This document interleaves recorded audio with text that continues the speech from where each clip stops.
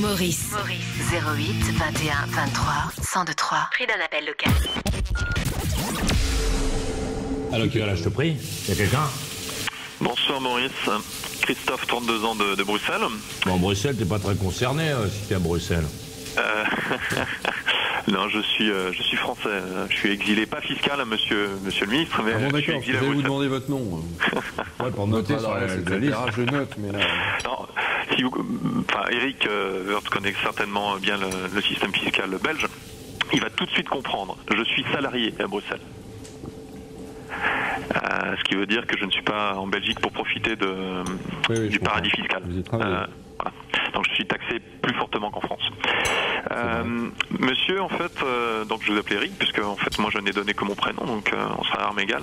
Donc Eric, en fait, j'aimerais vous entendre parler de manière didactique sur la dette, parce qu'on entend tout et n'importe quoi, de la bouche de n'importe qui. Tout le monde pense avoir un avis très simple sur la dette, alors que c'est quelque chose d'assez compliqué avec les différents agrégats. Quand on fait un bilan, on prend certes les dettes, mais on prend aussi les avoirs. Tout le monde se permet d'avoir un avis, même les hommes politiques en fait disent un peu n'importe quoi. Votre patron, donc Monsieur Fillon, a prononcé cette phrase un peu malheureuse: la France est en faillite. Donc je voulais que Monsieur le ministre en fait nous assène quelques vérités qui ne trompent pas, pour dissuader en fait tous ces discours sur la dette, généralement Alors proférés on n'est pas en faillite, disait Eric Woerth. Ouais. On n'est pas en Je faillite. disais on n'est pas en faillite parce que ça veut dire qu'on honore. Quand on est en faillite, ça veut dire qu'on n'honore pas ses engagements, quoi. On ne paye pas ses dettes. Et puis bon, c'est pas le cas évidemment pour la France qui honore. Pour un pays, honorera, ça évidemment. Si, il y a des pays qui. Il y a des pays qui sont en faillite. L'Islande, par exemple, récemment. Donc on honore évidemment nos dettes. En plus, on est surtout bien noté. Vous savez, il y a des gens qui vous notent, les spécialistes qui donnent des notes, et en fonction des notes, vous êtes bon élève ou mauvais élève. Et si vous êtes bon élève, c'est les agences de notation. Ce sont les mêmes qui ont noté les subprimes aux États-Unis. Oui, c'est des grandes agences de notation. Et ces grandes agences de notation, elles ont été mises sur le grill à cause de la crise des subprimes. Et en même temps, quand même, elles donnent des notes aux États comme aux entreprises. En fonction de ces notes, vous avez un tarif du prêt. Et la France a la meilleure note qu'on puisse trouver. Donc on a un bon client. On l'achète à combien notre argent? On l'achète à pas cher. À court terme, on l'achète à moins de 0,5 points, quoi. C'est rien du tout. Ce qui est vachement bien très peu par rapport à d'autres pays. On paye très peu. Oui, bien sûr, on paye très peu. On est à peu près au même niveau que l'Allemagne. Donc ça veut dire que les gens qui prêtent croient en la France, ce qui est très important. C'est l'image que vous donnez sur les marchés. Alors la dette française, elle est importante. Alors, évidemment, la dette publique, elle est importante. Elle a toujours été et elle l'est toujours. Elle va augmenter parce qu'il y a plus de déficit, donc elle va par principe augmenter. Mais elle est, contrairement à ce que tout le monde croit, et on risque, enfin pour être très simple, elle est moins importante que la moyenne des pays de l'Union européenne. Elle est moins importante que la moyenne des pays de l'OCDE, c'est-à-dire des grands pays industrialisés. On n'a pas besoin de se dire que les gosses et les gens qui suivent vont se faire peur, vont avoir du mal à rembourser tout ça. Et il faut qu'on la réduise. Il faut évidemment qu'on la réduise. Il n'y a pas d'urgence, autant d'urgence. Et quand on se compare, quand on se regarde, comme d'habitude, on s'inquiète. Quand on se compare, c'est moins le cas. Ça ne veut pas dire qu'il ne faut pas agir sur les dépenses, qu'il ne faut pas limiter les déficits. Je suis le premier à. Mais c'est moins préoccupant que ce qu'on nous avait annoncé. Quand on regarde ailleurs, par exemple. Les Japonais, c'est moins alarmant que ce qu'on nous avait raconté. Les Japonais, ils ont une dette 2 fois plus élevée que la nôtre. Les Américains, les Allemands ont la même dette que nous. Mais est-ce que ces autres pays sont pas... Alors c'est une vraie question. Les Anglais ont une dette plus importante. Mais est-ce qu'ils sont pas capables de réagir plus vite que nous? Parce que nous, on est un pays industrialisé qui a plus d'industrie, en gros, qui en a presque plus. On sent que le boulot est en train de partir aussi et surtout parce que le travail est cher chez nous. Oui. Donc c'est souvent plus intéressant d'aller ailleurs. Est-ce que ça fait pas de nous une espèce de pachyderme qui va avoir du mal à avancer? Alors c'est vrai que la crise, on l'a un peu absorbée parce que justement, pour en revenir à notre précédent auditeur, on a beaucoup de transferts sociaux, c'est-à-dire que la machine France, elle redistribue beaucoup, elle redistribue énormément, plus que tout autre pays. Et donc on a beaucoup de prestations, etc. Ce qui ont fait que les gens ont un peu subi la crise, évidemment. Il y a du chômage, c'est la préoccupation principale du gouvernement. Mais en même temps, il y a des revenus sociaux qui ont permis d'éviter la crise absolue et pour la France. Bon, à partir de ce moment-là, c'est vrai aussi qu'à partir du moment où c'est la reprise, il faut évidemment aller plus vite, quoi, et plus vite que les autres, si possible.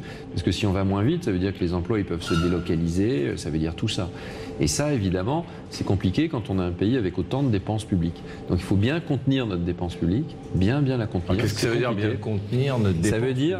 Ça veut dire que depuis 10 ans, c'est quoi ? C'est la dépense de l'État, c'est-à-dire ce qu'on paye, par exemple, pour l'éducation nationale, premier budget, c'est l'enseignement supérieur. Là-dedans, est-ce qu'il y a le salaire des fonctionnaires ou pas ? Bien sûr, c'est le salaire des fonctionnaires, c'est les pensions des fonctionnaires, c'est la retraite, c'est tout cela. C'est l'argent qu'on met dans la défense nationale, c'est l'argent qu'on met pour la police, pour la gendarmerie, pour la recherche, c'est tout cela pour les affaires étrangères, pour notre voix à l'extérieur, c'est tout cela.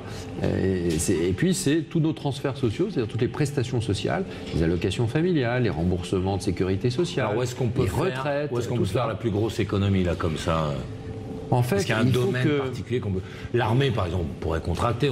Mais l'armée, on l'a à la fois beaucoup contracté et on s'aperçoit que dans le monde, on ne vit que si on représente une force. C'est comme ça depuis 3000 ans, ou 4000 ou 5000 ans, et ça va continuer comme ça. Donc l'armée française, il faut qu'on continue à investir. Sinon, on ne peut pas vivre. Les militaires, ils ne font pas la guerre, jamais. Enfin... Si, tout le temps, en Afghanistan, qu'est-ce qui se passe ce sont des gens qui sont là pour maintenir la paix. Ils font pas, on n'est pas en guerre. La guerre aujourd'hui prend une autre forme que dans les années que la Seconde Guerre mondiale. Et les militaires français, ils sont partout. Il y en a en Afrique, il y en a en Afghanistan. Moi, je parle de dépenses. C'est-à-dire j'y connais rien, mais j'imagine qu'un militaire qui est derrière une butte, qui a une mitraillette et qui tire, il dépense de l'argent. C'est dégueulasse. Non, il a besoin, il a besoin de satellites. Il dépense de l'argent. Les autres aussi, on a besoin de renseignements, on a besoin de satellites, on a besoin. Mais c'est moins cher de ne pas la faire. C'est moins cher de se balader toute la journée dans les rues. Mais en même temps, on doit toujours faire comme si on devait la faire, sinon on n'est pas crédible. Donc il faut les meilleurs avions, les meilleurs, etc. Et on n'a plus d'armée de conscription, heureusement d'ailleurs. On a une armée de métier. Donc on a programmé, le président de la République a fait des réunions très sérieuses là-dessus. On a programmé pendant toute une série d'années nos dépenses militaires. Dans tout ça, au fond, c'est des dépenses publiques. Et les dépenses publiques françaises, elles sont beaucoup plus importantes que dans la plupart des autres pays. Pour la bonne raison que nous, on considère que le service public, c'est notre culture, c'est plus important au fond que l'école. Dans beaucoup de pays, l'école elle est payante. En France, elle est gratuite. Vous dites, je paye des impôts, c'est vrai. Mais souvent, on paye beaucoup d'impôts. Il y a des Français qui n'en payent. Il y a beaucoup de Français qui ne payent pas l'impôt sur le revenu, mais ils vont payer de la TVA, des choses comme ça. Et au fond, ça veut dire qu'en face, il y a un service public. L'impôt, c'est quoi ? C'est le prix de votre service public. Que vous envoyez vos gamins à l'école d'à côté, c'est gratuit. Dans d'autres pays, ce sera payant. Que vous ayez, quand vous êtes malade, qu'on vous rembourse votre maladie, dans notre pays, vous la paierez. D'accord. Où est-ce qu'on peut faire de l'économie ? Si c'était vous, alors en dehors de l'organisation globale, si c'était vous personnellement, où est-ce que vous iriez taper on est en train de regarder politique publique par politique publique. Donc par exemple, on diminue le nombre de fonctionnaires. On remplace tous les fonctionnaires qui partent en retraite, on n'en remplace qu'un sur deux. Ça énerve vachement quand même. Oui, en même temps, les syndicats le contestent, mais nous en discutons de façon très ouverte. Cette année, on va réduire de 34 000 le nombre de fonctionnaires. Ce qui est fonctionnaires, ça ne sert à rien aujourd'hui. Moi, je ne dis pas ça parce que je veux pas. C'est une question. Je pense que toute personne a évidemment une utilité, mais je pense aussi qu'en organisant mieux nos services, on peut avoir des services publics de meilleure qualité avec un peu moins de monde. On n'a pas de raison d'avoir la plus grande fonction publique du monde. Et donc, on doit l'organiser différemment, autrement, faire les choses, pas de la même manière. On peut avoir une école en réduisant le nombre de fonctionnaires qui soit de meilleure qualité. C'est pas en pointant du doigt un tel ou un tel, je dis pas un tel est responsable, on est tous responsables, mais au fond c'est quand même l'argent des contribuables. Donc ça va continuer à diminuer là ou bien ça y est? Oui, ça va continuer à diminuer, oui, ça va continuer. Donc vous allez avoir des histoires avec tous les syndicats. Oui, on va avoir des histoires. Mais en même temps, vous bandez vos muscles, vous dites ça y est, là on va annoncer le truc. Non, je crois qu'on doit être pédagogique, expliquer aux gens qu'au fond l'argent qui va, autant que l'argent continue à aller dans l'économie. L'argent, il doit aller dans les entreprises, dans l'investissement. C'est ça l'emploi des gens. C'est pas autre chose. Éric Woerth, invité de Maurice, WeFM, 21h. Maurice